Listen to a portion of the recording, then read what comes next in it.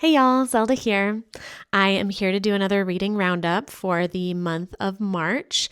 I am just to preface, I've done these in the past, in like the past 2 months, I think, and I did it in a faves and flop style. And I'm trying something new this month where I am going to do just a full roundup in chronological order. I'll give you a little bit about each of the books that I read and what I rated them. But part of why I chose to do it is one, just to switch it up and try something new. Feel free to let me know if you prefer the faves and flops or if the reading roundup, just like in order, is something you prefer. But besides that, I didn't have the same like spread or variety of rating that I often do with my books, or that I at least have had the past couple months. And by that, I mean that a lot of my books were kind of like in a similar range. I would say like they were all in the 2.5 to 3.75 with like a couple fours, maybe one 4.25, I think. And so it wasn't really like I had a ton of favorites. There were more a couple, and I found that a couple of the ones that I found interesting or that I wanted to talk about, I didn't necessarily rate as highly. So the ones that I actually had more to say about, they didn't fall into the category. So that's why I'm doing it differently. Feel free to let me know what you think about that. I do have my little notebook here because I record on my phone and I can't have the story graph up. So I wrote the titles down with my ratings. So I'm going to start in chronological order and let you know what I thought. So in March, I read 18 books total. I did, I think, get like a good skew of, I try to read like a quarter nonfiction to fiction ratio. I'm not sure I quite got it. I think I maybe it was 22%, but I did read a few nonfiction. And I have actually quite a few books that I'm close to finishing, but didn't quite finish that are nonfiction. So hopefully my ratio next month will be a little higher since I'm trying to scoot through some of my nonfictions that I'm really enjoying. So yeah, 18 books total. The first book that I read in March was A Queen This Fierce and Deadly by Stacia Stark. This was the fourth book in the series and the last one. I can't remember what the series itself is called. I gave it 3.5 stars. I'm not sure that I rated the other ones quite as highly. I did really enjoy this series. I thought it was pretty good. It was entertaining. I don't know that I would re-listen to it. I think I consider these to be like a good fit for people who, it's like a romantasy series. So it's got a very similar arc in the sense of there's like some romance. Some of the side characters get a romance out of it. And like the first ones are kind of focused on that. There's also like the main character has like some, I don't know, just similar kind of like royalty ties. And I mean, I'm not really giving it, it's not really a spoiler, Queen This Fierce and Deadly at this point in the series. You kind of know that there's some royalty element, there's some, fae human elements, there's some magical powers that are revealed, and fate, and like I said, I don't want to give it away. It's the last book in a series, but I felt it was pretty like what I expected to happen, and I found it satisfying. I liked the dynamic in a lot of ways. I did find it a little, I don't know, some of the scenes were just like a little exhaustive, I guess. Oh, wow, that was hard to say. Exhaustive. So I didn't give it higher because of that, but I was really satisfied. I was pretty engaged the whole time. I listened to them as audiobooks, so I made it through all 4 books and enjoyed it. And I really liked one of the side characters and their kind of romantic arc. The magical power, I guess, structure of the book was more interesting to me at the beginning than it did end up being at the end, but I did like it. I thought it was interesting. So I would feasibly recommend it if you like that type of book. I did get them all on sale. I don't know how I would have felt. I don't know that I would have bought them at full price, if that makes sense. I might get them from the library. Yeah, I would get most things from the library, but okay, the next one, Love Lessons, A Modern Guide to Showing, Giving, and Receiving by Alice Morales. This is a book, I gave this one 3.75 stars. So I'm going to do the title, the author. Now I'm getting into the swing of it and give you the rating. So I gave that one 3.75 stars. I gave a lot of books 3.75 stars, I feel like, this month. This was a rewriting to the love language. So she went through all the traditional love languages, touch, acts of service, words of affirmation, etc. And then she added a couple new ones. And although I didn't find it profoundly well written, I'll say, like, it was engaging. It felt really appropriate as an audiobook. It felt very conversational, like she was just talking to you. It had a lot of like interjections. You know how some books are like, good job, you, in parentheses. It feels very conversational, very like blog style in that way, which I didn't love. I think that's why I didn't rate it higher, is like I would have loved something that felt very like, maybe just like a little bit more thoroughly like either researched or put together. I don't know what I was looking for, but because it was more like a psychology book, I think I was just a little like, yeah, it's great. It's a good idea. And it didn't really have a lot of the like weight behind it that I would like. But I do think that the love languages really desperately needed an update. And so I liked this one well enough. Yeah, 3.75 stars. I think if you're interested in love languages, I would recommend reading this one instead of any of the other ones. And the love language, she didn't really talk about the like problematic nature of the love languages, but she did unpack some of the reasons that love languages are complex. And so I thought it was a really good kind of primer on the topic. If I had a client who was interested in learning more about it, this is one that I would recommend. Okay, number 3 is That's a Great Question, I'd Love to Tell You by Elise Myers. I gave this one 3.75 stars as well. I liked this one. Again, it was really conversational, but it was more creative, more poetic than I was expecting. The audiobook is read by Elise Myers. If you're familiar with her from her TikToks or Instagram or whatever, she's kind of like an internet icon. I really liked it, and I felt very like it was a really good like memoir style of like an autistic, awareness. I think she is autistic and has OCD. And so there's just this sense of like getting to know kind of the inside of that neurotype and, not to make assumptions about other folks, but I think it could be good for anyone who's like curious about that, or if you're like memoirs. I think it was like a creative memoir style. It was a really cute, there were some cute romantic elements to it. There were some very like humbling. Also, it's just like funny. She's very comedic in her delivery and in her writing style, but it is, I would just say, like experimental. Like there's some that feel like more poetic, which I love a good hybrid work.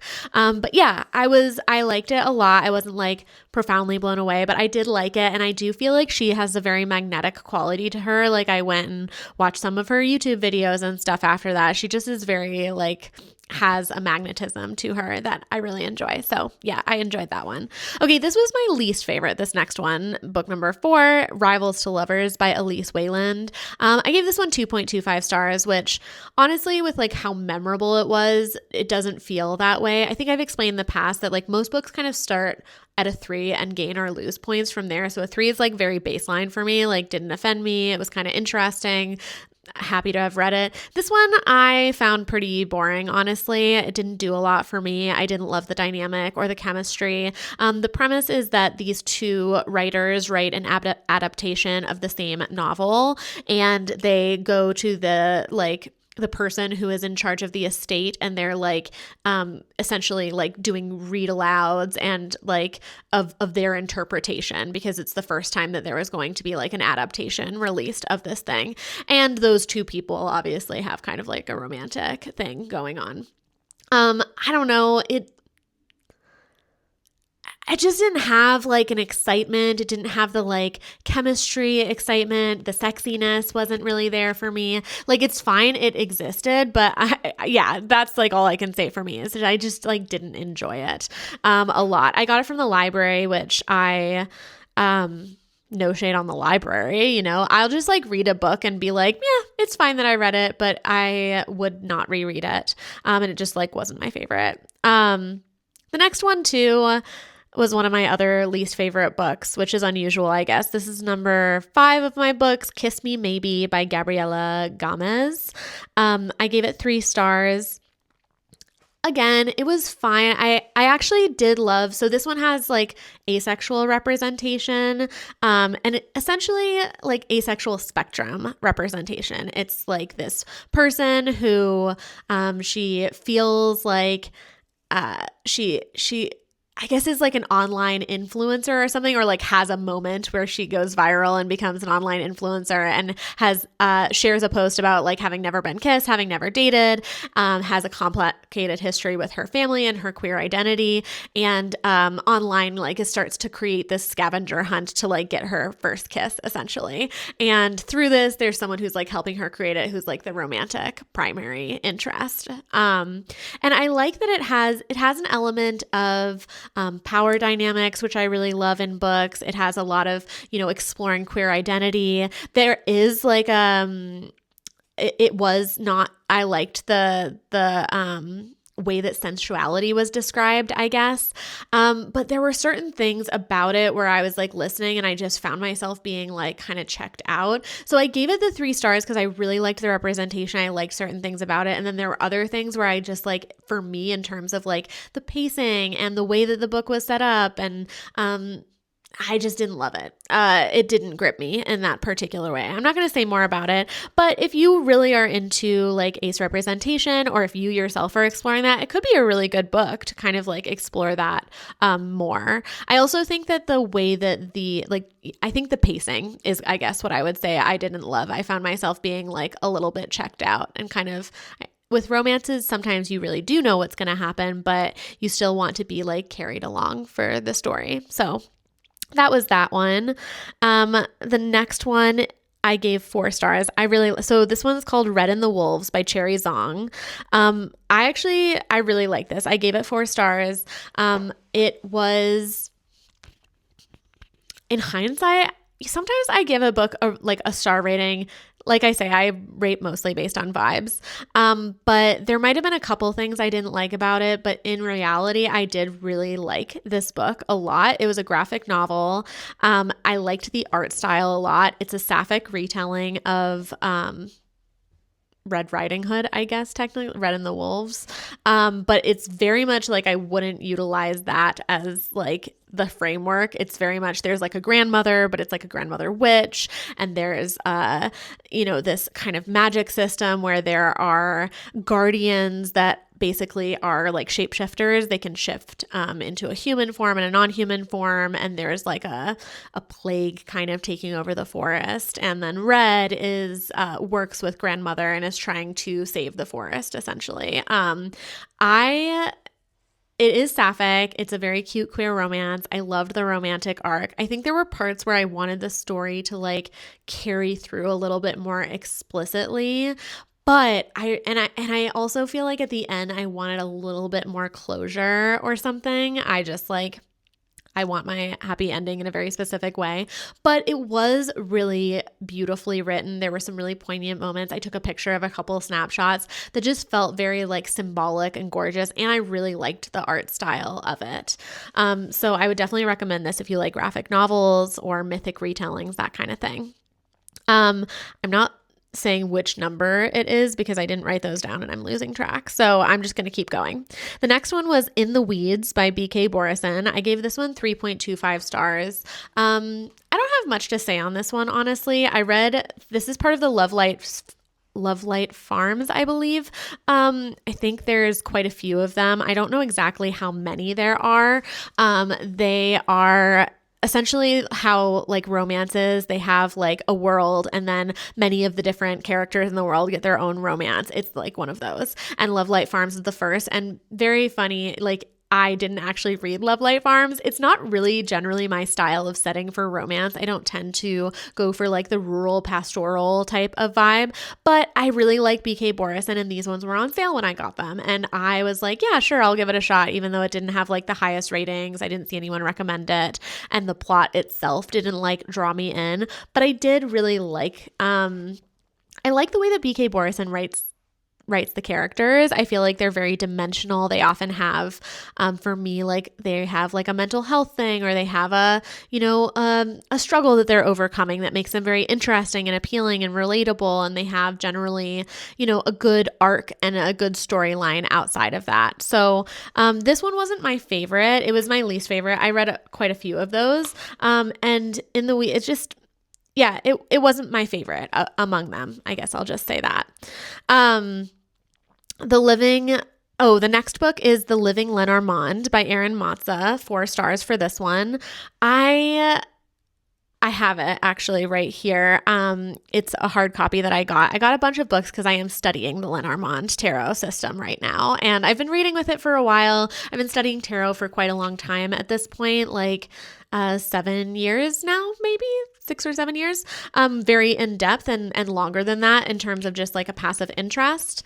But in terms of the Lenormand, I'm like newer to it, and I've mostly just been looking it up online. And so I wanted to do some in-depth study with it. And so I got this book. And how this book is set up is that it does have like references for each card, but it also talks a lot about how to read in different spread and how like it talked about the history of Lenormand tarot, what other styles Lenormand, like of divination, Lenormand blends well with. And that actually to me was like the highest value of this book, as opposed to the specific interpretations for each card. This writer definitely had like specific ways of interpreting the cards, and I am using kind of like a mesh of many different, as well as like my own spiritual guides or divination guides that kind of are instructing me how that tool is to be interpreted for my intuition.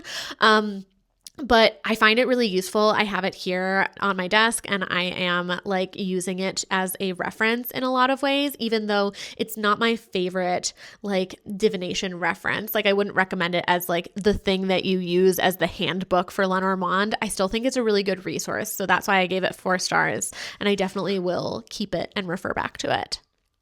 Okay, the next one is Tender Cruelty by Katie Robert. I gave this one 3.75 stars. I love a Katie Robert. I especially like Katie Robert's like Greek pantheon series, the like Neon Gods, all of these ones. This is in that, like the Olympian. I don't remember exactly what the whole series is called, but this is like the 14th or something. There's a bunch of them. And I've loved pretty much all of them. This one is Hera and Zeus, which not the sexiest of pairings, but still very much like kind of like an enemies to lovers, I would say, type of romance arc. And I feel like I've read all of them up until this and in order. And there is like a good background plot that's actually happening that's like interesting from book to book that kind of like keeps you coming back. And some interesting dynamics between the different characters. So yeah, I was really interested. I think that they're setting up probably for Hermes to be the next character that gets a romance. So yeah, I was interested. I gave it 3.75, I think, because maybe just the plot, like overarching plot of the book. Sometimes with enemies to lovers, what my preference is like when it feels like it's kind of forced or something, like there's no actual turning point where they start to build affection for each other. It just like almost just like circumstantially happens. And that's what I would say this is like they're kind of in this marriage of political convenience and necessity. And so there's like a distaste and judgment about each other, and like some fondness and sexual compatibility starts to build. So I don't know. It wasn't my favorite of them. Some of them are the like really good. Hades, I think, was probably my favorite, but there are quite a few of them that I really, really enjoyed genuinely. But yeah, I would read them and recommend them if you like. This is definitely like spicy. If you like spicy, I would say like mythic fantasy with like an erotica bent. But yeah, I think she's a great writer. I think the sex that she writes is very sexy. So there you go. The next one is another BK Borison. This is Business Casual, BK Borison, another one in the Love Light Farms. I gave this one 4 stars. This one's really cute. I feel like the characters were, for some reason, more endearing than I was even expecting. It is a tattoo artist who's like the younger sister of one of the other previous characters, and Charlie, who is this like businessman from out of town, which is like the business casual kind of setting. And it was just very, I liked the way it developed. It very much skipped some of the like normal romance arc trope things, but it still fulfilled all of those. Yeah, I I enjoyed it. I think BK Borison writes good romantic chemistry. So I think the reason it caught me off guard is that I don't like the setting as much. Like I said, like the rural small town setting, it's got like a bit of like a Gilmore Girls vibe. It also has like almost like a holiday vibe, books, which it's like April now, and I just was like, it's a little late for the holiday vibe. But for some reason, I was really into it. I was really enjoying it. They feel very cozy, so they're like very comforting to read. And yeah, I really like this one. This one might have been my favorite actually of them, even though I rated the other one, I think, the same. Okay, the next one is Wild Scottish Charm by Trisha O'Malley, 3.75 stars. And I will say this was a surprising 3.75 stars. I thought I like went into this. Sometimes I go into this, I get the books on sale and I'm like, whatever. I love listening to a romance. I like reading them. I find them soothing. As I said in previous videos, I read to relax. If someone doesn't mind watching like reality TV, that's how I feel about romance novels. I like them unironically. I find them soothing, comforting. I don't mind reading one that I only kind of like sometimes to relax. And this was an unexpected one that like wasn't just a 3-star. It didn't lose any star. It's actually a 3.75. And part of that was because as an audiobook narrator, I love a Scottish accent and this was really cute. But actually like this one was weird in the sense that I feel like the romance, while it was romancing, it was not the strong suit. I actually really liked the plot of it. I like feel like, I don't know, something about the world building, and this person is a healer and the male protagonist is, I don't want to like give it away, but basically when he was born, his family developed a grudge against healers because his mom was disabled, like, and in a wheelchair after birth. And there was this idea that like the healer, like his dad essentially held a grudge against the healer. And slowly this kind of background is revealed and there's just this like healing generational wounds or something, I feel like. And also the like plot of like the world. And it's a cute town. It made me want to read the other ones. I will say that this is one that I'm like, I'll wait until they come on sale, but I definitely will get these as audiobooks because of the cute Scottish accent vibe. I really liked the narrators. So if that's something that's your thing, like kind of like how people like hockey romances and things like that, that's not my thing. I don't generally like sports. I'm not a sport girly. But I do like the magic and Scottish vibe. Cute. Into it. Probably the closest I would get. I'm also not like a Regency fan. Probably closest I would get to like that kind of vibe, honestly. Also a little rural, but that's okay. Okay, the next one, this was one that I didn't rate that highly. But I have feelings about it. It is Blob, a Love Story by Maggie Sue. I gave it 3.25 stars. I listened to this with my spouse on a road trip to New Mexico, which we did to visit their family. And wow, this is such a weird book. So if you're into like really weird, how my spouse said it is my spouse really didn't like it. Actually, they felt like it was not like sci-fi, but not like too boring to be sci-fi. And I feel like it's more like a surrealist fiction. I don't feel like it was sci-fi, even though I think science fiction was one of the categories. And it definitely was not a romance. It did not fulfill any of those requirements. So it was like blah, blah, love story, but it was not a romance. And I don't think it was sci-fi or fantasy either. I really think it was more that surrealist. You're getting a lot of flashbacks. The main character is really unlikable, makes a lot of decisions where they're like, oh, and just very like psychologically interesting, I guess. And I had my own theories of like how I thought this was going to play out. I did like the way that they chose to wrap it up at the end. I don't want to give it away, but essentially the plot is that this person finds a blob, like their life is kind of like disintegrating. They're kind of they're just like not a great person and they're like at a low point and they're like, they go out and they find this blob and they bring it home and they find that they can like shape it into their ideal boyfriend.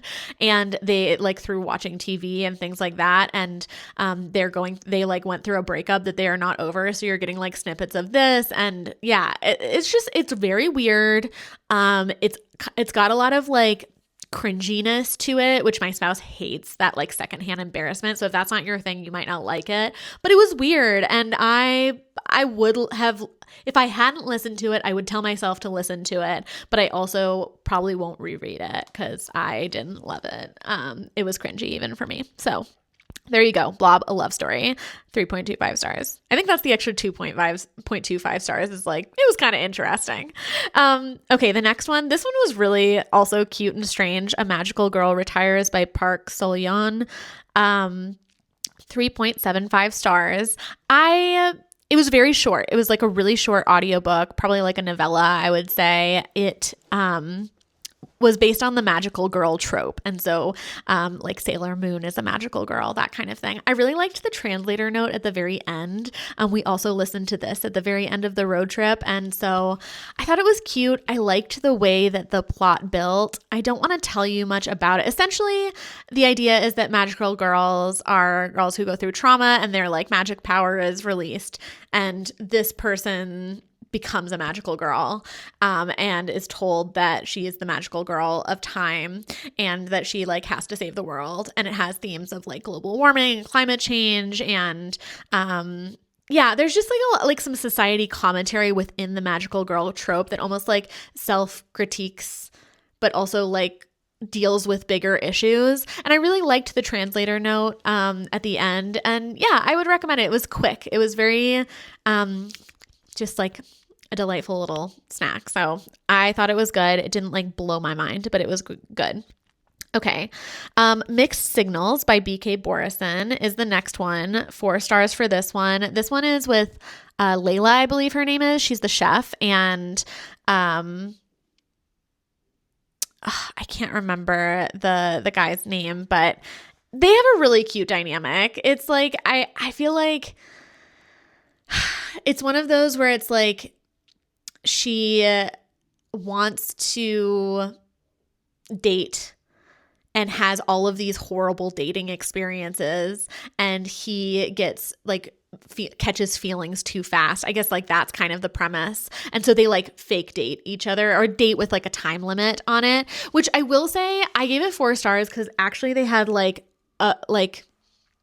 beyond all of my preconceived notions. I feel like it was so cute and I was so rooting for them the whole time. And I listened to it kind of as like a book that I was gonna, listen to before bed just because it was so mellow. I was on this trip. I wanted something that was comforting and casual. I liked the other Love Light Farms that I had just listened to. And I expected not to like this one just because of the dynamic, but it was actually so sweet. I really liked it. I like that they normalized, I guess this is a little bit of a content spoiler, but in terms of the sex, they kind of normalized it like not being easy for like woman to orgasm and like addressing that like impact, I guess. And I really like how they addressed that. I thought it was like a good conversation to have. I like that they brought that in. And yeah, so against all odds, it wasn't my like favorite setup or things that I normally would have loved, but I actually really loved it and kind of just re-emphasizes that I love BK Borison. I think she's a great author.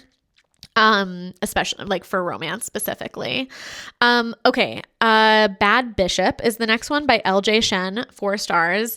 This was, I loved it. I thought it was so fun. I would say that this is, like very much a dark romance. It is dark.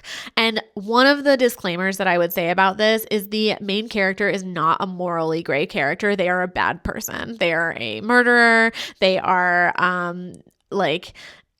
even though there is an exception that is the female main character, the romance lead, that is the exception to the rule for this person. And that, if that is your thing, like, I think you will love this. A bad bishop he's not like a bishop in terms of like the church.